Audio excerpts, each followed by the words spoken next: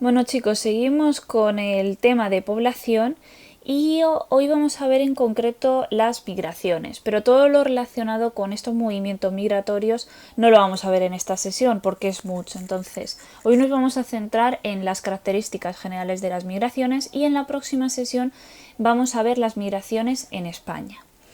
Bueno, el 6.1 del libro se llama Los tipos de migraciones. Tenéis que saber que, recordamos, las migraciones son esos desplazamientos de población que implican un cambio de lugar de residencia y que ese cambio es generalmente además de larga duración. Bueno, pues la clasificación más habitual de estos movimientos se hace en función del lugar de destino. Así se distingue entre migraciones interiores y migraciones exteriores. Las migraciones interiores, como dice ahí, tienen lugar dentro del propio país, por eso también se les llama migraciones nacionales. Entonces, la más destacada ha sido tradicionalmente el conocido como éxodo rural, que es básicamente el desplazamiento masivo de población que se viene sufriendo desde hace muchos años de gente que vivía en el pueblo y se va del pueblo para instalarse en las ciudades. Luego también las migraciones pueden ser exteriores. Estos son desplazamientos hasta un destino extranjero, entonces por eso se llaman exteriores. También se le llama internacionales o incluso transcontinentales, cuando el desplazamiento implica cambiarte de continente.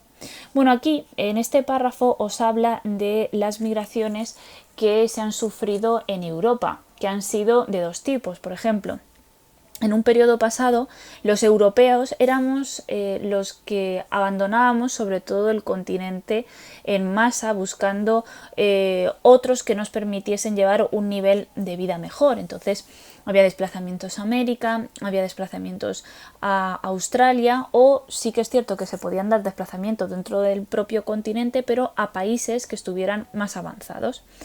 ¿Qué pasa en el periodo actual? Bueno, pues en la actualidad este tipo de migración exterior está protagonizada por otras personas, personas que proceden sobre todo de países pues menos desarrollados y que buscan en Europa mejorar su nivel de vida. Pero bueno, no solo en Europa, también eligen como destinos, por ejemplo, América. Bueno, el siguiente punto es sobre las causas de las migraciones, es decir, ¿qué es lo que provoca que la gente salga de su país? Bueno, pues pueden ser diferentes acontecimientos, pueden ser naturales, pueden ser políticos o pueden ser económicos. Por ejemplo, naturales. Catástrofes naturales, ya tenéis aquí el ejemplo, terremotos, erupciones o en general climas desfavorables. Yo os he querido traer como ejemplo de este tipo de migración el que se produjo tras el terremoto de Haití. El terremoto de Haití, que fue en el año 2010, fue catastrófico,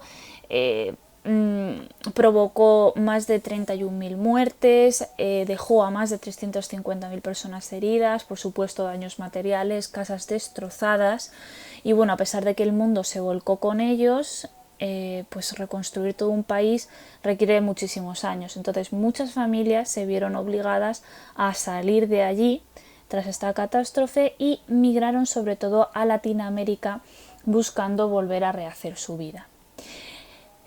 Con respecto a las motivaciones políticas, os pone ahí guerras, persecuciones. Bueno, pues como ejemplo de este tipo de migración estarían realmente los exiliados y los refugiados. Es muy importante que sepáis la diferencia entre los dos conceptos, sobre todo de cara a el futuro, los próximos años, que lo vais a estudiar con más detenimiento, pero también ya por cultura general. Es un concepto que habréis escuchado 1000 veces en las noticias, pero yo no sé hasta qué punto sabéis cuál es la diferencia entre un exiliado y un refugiado. Las personas que son exiliadas son personas perseguidas por sus ideas y actuaciones políticas. Entonces son en líneas generales una parte de la población que ha defendido abiertamente ideas que van en contra del régimen que gobierna y por ello corren el peligro de ser internados en una cárcel o incluso, en función de la dureza de la situación, corre peligro su propia vida. Entonces huyen de ese país de forma obligada o forzosa. Luego también sería el caso de los refugiados, que son personas que deciden marcharse de su país por razones generalmente de guerra o de crisis racial y buscando un lugar que les proporcione ante todo seguridad, no solo economía sino también seguridad. Entonces sería el caso de los refugiados sirios. También las causas son económicas.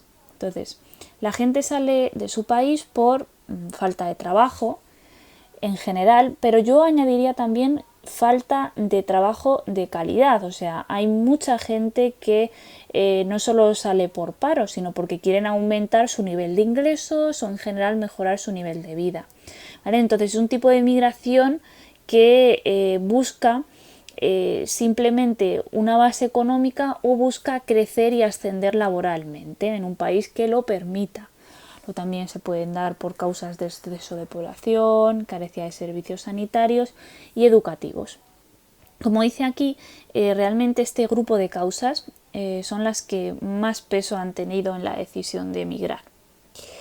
Bueno, y estas migraciones tienen también sus consecuencias, pero las consecuencias distan mucho en función del territorio que las sufra. Por ejemplo, no son las mismas para aquellos países que reciben la llegada de población que para aquellos países que sufren la pérdida de población. Entonces, todo esto está aquí resumido. Yo he querido sacar aquí al lado básicamente los conceptos importantes y además os he puesto en rojo lo negativo y en verde lo positivo para hacerlo así un poquito más visual y que quede algo más claro. ¿Cuáles son las consecuencias en los territorios emisores? Es decir, en aquellos territorios que sufren la huida de población. Pues lo negativo, que evidentemente las personas que salen suelen ser jóvenes y con edad de tener hijos, por lo tanto en estos países el grueso de la población que se queda van a ser personas mayores, que por supuesto no van a tener tantos hijos y se da un envejecimiento de la población. Y otra de las consecuencias negativas sería la disminución de los ingresos públicos. Evidentemente, si sale esa población en edad de trabajar, se disminuyen esos ingresos. Lo positivo, pues evidentemente disminuye el paro y por lo tanto aumenta la productividad. Y otra de las cosas positivas es que, como os pongo aquí, disminuye la presión demográfica. Estas regiones obtienen ingresos gracias al dinero que envían a aquellos que salieron con sus familias y buscaron trabajo y una vida en otros territorios. Además, por ejemplo, China fue un ejemplo de territorio que hace unos años, después de salida de población, sufrió un alivio. ¿Vale? Un alivio porque ya sabéis que China durante algunos años ha tenido problemas de superpoblación bastante importantes. Entonces, luego, con respecto a los territorios receptores, es decir, los territorios que reciben población, sufren también cosas positivas y cosas negativas. Las negativas, pues que evidentemente esta llegada de población favorece la desigualdad salarial. ¿Por qué? Porque hay mucha población inmigrante que no le queda otra que aceptar trabajos por poco dinero, por salarios inferiores a los que acepta generalmente la población local. ¿Por qué? Porque lo que buscan muchos es evidentemente establecerse en el nuevo país y para ello aceptan cualquier tipo de trabajo.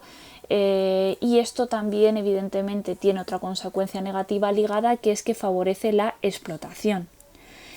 Y otra de las consecuencias negativas, que además yo creo que es alguna de las más evidentes, es que se suelen dar problemas de integración o actitudes racistas. Luego, por otra parte, sin embargo, hay muchas consecuencias positivas, ¿vale? Por ejemplo, eso se ve muy bien en las pirámides de población y españolas desde mitad del siglo pasado hasta la actualidad. Como a nuestro país, por ejemplo, ha llegado muchísima migración y todos ellos suelen ser gente joven, ha subido la natalidad y entonces se ha asistido a un ligero rejuvenecimiento en algunos años de la población. Eso ya lo vimos en el gráfico del otro día.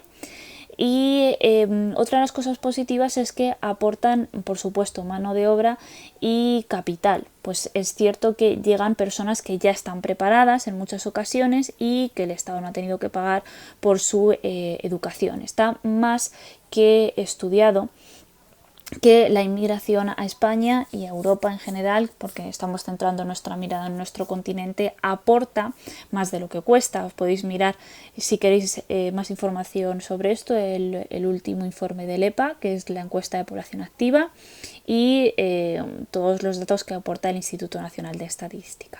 Y por supuesto, otra de las razones positivas es que aumenta la diversidad cultural y también el consumo. Bueno, yo creo que esto más o menos es fácil porque es cultura general y además, viendo un poco las noticias, yo creo que estas cosas os tienen que sonar. Si tenéis algún tipo de duda, ya sabéis que me lo podéis comentar por aquí o por Classroom, y en la próxima sesión terminamos todos estos movimientos migratorios.